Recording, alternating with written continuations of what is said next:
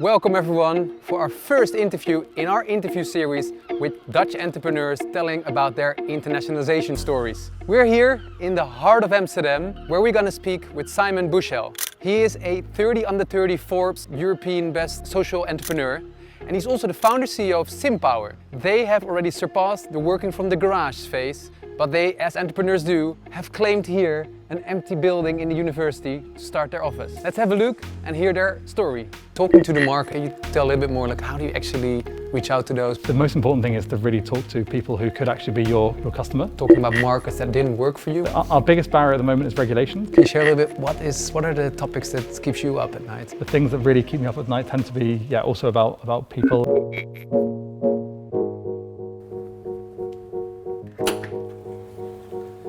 Hello Simon. Welcome to Simpower. Thank you for having us. So we're in this university building, but you didn't study here, right? No, that's right. I actually studied in Cambridge in the UK. Studied chemistry, physics and maths there. And after that I did a master's in sustainable energy in London, which is also where we came up with the idea for Simpower. And how's now with the remote situation? Is still the team here or? Yeah, so we're spread across 5 different locations. Yeah. In Finland, Estonia, Sweden, Israel and here. Yeah. And so for us, it's really not been a big deal to kind of go to working from, instead of 5 locations, 30 different locations.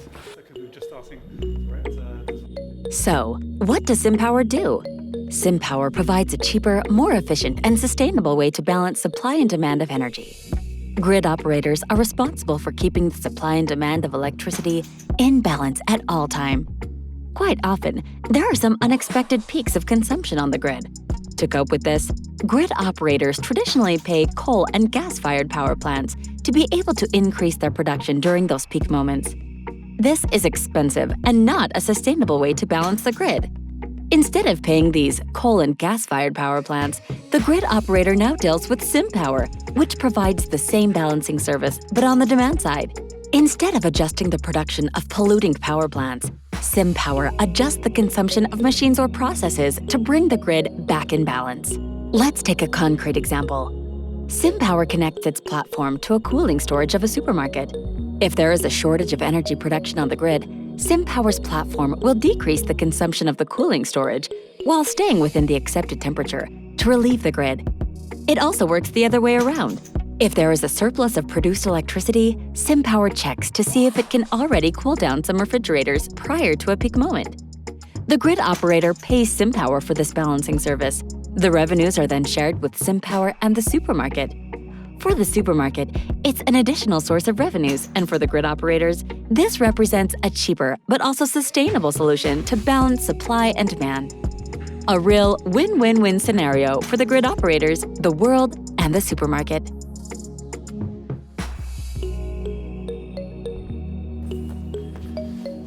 So Simon, we're here to speak about your fascinating journey so far, particularly focusing on your internationalization experiences. Maybe it's nice to start. Can you tell us a little bit, walking us through your journey towards your first client? Sure. Yeah, so we started in Estonia. We spent the first 9 months of Simpower in Tallinn. And then we quickly saw that Finland was a really interesting market for us. And at the same time, we actually moved to the Netherlands to take part in Rockstart. Then our CTO also came on board around the same time, so we were based in the Netherlands, Finland. We had our first employee in Finland and in Estonia where the tech team was. Yeah. And actually in Finland, we started off looking at households, so B2C, and at some point we realized that B2B was a much more efficient way of providing flexibility. And so about a year after we started, we found our first customer in Finland. That's great. And so let's talk a little bit about Finland being the right market to start. Can you tell a little bit more why Finland? So initially it was the right market, or we thought it was the right market, because they use a lot of electricity, especially for heating, for example, whereas in the Netherlands, for example, we use a lot more gas for heating rather than electricity. And added to that, it was, well, the grid operator, the system operator there was just opening their market for companies like ours. So it was kind of very, very good timing. And their system operator there, so that's our main customer, is also quite sort of forward-looking and innovative. So yeah, open to kind of new ideas and new solutions. Yeah, and I think October last year, you, congratulations on that, you raised a large funding round with Social Impact Ventures and PDNH, for the Dutch viewers, the Participatiefonds Duurzame Economie Noord-Holland. Yep. Where were you at that point, and how has that investment impacted your internationalization strategy? Yeah, so it was really kind of a tipping point for us. Last year, well, in the year roughly since we've raised that investment round, we've all doubled the size of the team. We've gone from essentially one product in Finland to now 7 different products and services that we offer in 3 different countries. So we've gone live in Sweden with 2 services, also in the Netherlands, also last year. So yeah, that was really a tipping point for us. Fantastic. So you just mentioned a few markets you're active in. Can you tell a little bit more kind of the similarities and the differences? So if you just pick now Sweden, Finland, the Netherlands, are they very similar, very different? So what's interesting about the markets we're in is that in Central Europe, and I use Central Europe then to basically mean everything apart from the Nordics and the UK, we have one big electricity system, and that's literally, it's physically connected to each other, so all the way from Portugal all the way up to Poland is really physically connected to each other. And the system operators, so the people that run that system in each of the different countries, are really working to unify the different, the way in which the grids operate. The Nordics is actually a separate system, so it's not really connected to the rest of Europe, which means they have their own different sort of market quirks. Because the market's a lot smaller, they're a lot more vulnerable to changes in the frequency in the grid. Yeah. But they are more and more unifying their markets. Yeah. So Finland and Sweden look relatively similar to each other, and the Netherlands is really quite different. It's a different beast. Yeah. And from doing business perspective, do you see, because they often tell the Nordics are very similar to the Dutch culture, do you see that and recognize in doing business in these markets? Yes and no. I think that each market really has its quirks, different ways of doing business. I think different levels of directness is quite an important factor, and certainly openness to new ideas. So that's definitely some differences. We're definitely going to talk more about cultures later on, because it's absolutely a very critical area when going international. Before we go there, on the business front, were there also markets that didn't work for you? Yeah, so we've had a couple of sort of forays into new markets, and then decided actually that our energies are spent better elsewhere. Normally that came after really going and talking to customers on the ground, having conversations with them, and realizing that for whatever reason the market conditions weren't right for us. So sorry to interrupt. So how do you do that? Because I think that's very interesting for our entrepreneurial viewers here. Talking to the market, like can you tell a little bit more, like how do you actually reach out to those? Who are you talking to? How do you do that? So the most important thing is to really talk to people who could actually be your customer. And we do that, in one country we did that via taking part in a kind of accelerator program, which got us in touch with really the right people at the right companies. In other countries we've literally just called people up and talk to them, and and you find that people are pretty open to talk about things and hack your way around. Yeah. And tell a little bit more why because we were talking about markets that didn't work for you. What was the main reason when you felt like this market is not going to work for us, and what were the reasons for that? Our biggest barrier at the moment is regulations. So the European Commission has mandated that all energy systems in Europe have to ideally before the end of 2020, but most countries aren't going to meet that, be open for companies like ours, so flexibility on the demand side. If those regulations aren't in place, if they don't recognize a company like ours as a supplier of services to the system, then we simply can't enter the market. Yeah, makes sense. And is there a particular sort of when deciding going into a new market, do you have like a certain criteria when you're ready for a new market and when to decide it's the right moment to go there? Mm-hmm.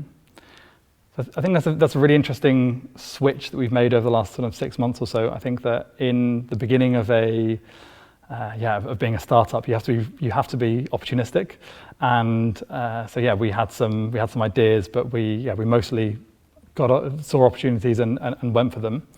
And now we're trying to take a bit more of a structured approach. So really trying to start with a funnel of different countries, do some desk research, and as the next step, go and talk to customers there and potential partners and so on. And I think that in lots of different phases in lots of different areas of a startup and a scale up, you have to really make that transition from doing stuff ad hoc and opportunistically to a structured approach. That's interesting. And so if you have done now this structured approach and you would start a new company, would you then still go for the more opportunistic way because you cannot do that bigger, deeper analysis? Or is it just that you're a little bit more naive at the beginning? I think that naivety at the beginning is good. I think that's one of the things that makes startups special. Is you go into this, we went into the energy market with some knowledge of the energy industry and some experience, but mostly with a lot of naivety and a kind of a feeling of, well, surely this should be able to be done in a better way. So I think that naivety in the beginning is important, and I think that the opportunism in the beginning is also important, because you've just got to find the areas where someone does want to buy your product, someone does want to take your service. Yeah. So I think that's kind of almost essential, I'd say. We need to be naive. That's naive and optimistic. Yeah. So how did you got the actual traction of new customers? Can you tell me what sort of channels work best for you? There's two main approaches. So one is just a direct B2B sales approach. So calling people, but also sometimes attending events and that sort of thing. And sometimes you also get we've had in Finland, for example, a really, really nice word of mouth effect, which really helped us a lot in Finland. And the other side is then through partners. So whether that's, for example, energy companies, but also we have a variety of different partners that we work with. Yeah, and I remember when I was for my previous company, Impraise, I was leading the expansion in the US, and I realized the headquarters were based here in Amsterdam, and I was always stressing out that they might not really understand the adjustment that was needed for the American market, like for marketing-wise and product-wise. How's it for your product? Like, do you see the need of adapting to different markets? Definitely, yeah. In terms of the product itself, but also in terms of how you communicate it, how you market it, which approach you use, etc. Very different. Well, not necessarily very different, but certainly different per market. I think the most important thing there is to give the team the boundaries, or rather the framework to work with, the tools, but to let them fill it in, and to fill in the details themselves, and to really take responsibility for how you're going to market the products, what approach you're going to use, even things down to like the exact business model. It maybe needs to be adapted, and you really need to trust the people on the ground who are talking to customers to find the best way. Yeah, because you spoke earlier about focus. How do you find the right balance between entering attractive new markets, but then also really staying focused in these markets you already have? Because you mentioned there is some adjustment needed. Do you feel like you need to like maybe stop expanding for a while before you go to the next market, or can you tell us a little bit more about that? Definitely one of our biggest challenges, and for me personally, one of my biggest challenges, because I'm someone with I'm a dreamer, let's say, so I really want to just keep moving, expanding, and I think the best way we cope with that is by having other people in the team who maybe have a stronger focus on getting the existing business going. And you're absolutely right. You just need to find the balance in some way. And sometimes you'll go a little bit too far one way. Sometimes you'll go a little bit too far the other way. And it's about constantly evaluating and adjusting. Yeah. You spoke earlier about the cultural differences. Like internally, how do you manage? You mentioned you have more than 10 different nationalities, I believe, in your company. How do you manage that there is some sort of a consistent Simpower culture in your organization? We do a few things. So firstly, we, in normal times, obviously not at the moment, but we every 6 months come together as a whole team in one location, and we talk about strategy, about the different products we're developing, all those sort of things. But we also, have beers together and do some activities together and those sort of things. So those kind of events are really important. We recently did one virtually, which didn't quite have the same. It wasn't quite the same as meeting each other in person, but it helped a lot. We also, for example, when someone first starts at Simpower, they have the opportunity to meet everyone else in the company. We did the same at Embrace. It was always impressive to see the value for such start. It's so important, yeah. So if we stop here and just, look back at where you are right now and focusing on your internationalization strategy, what would be the thing that you would do differently if you could start it all over again?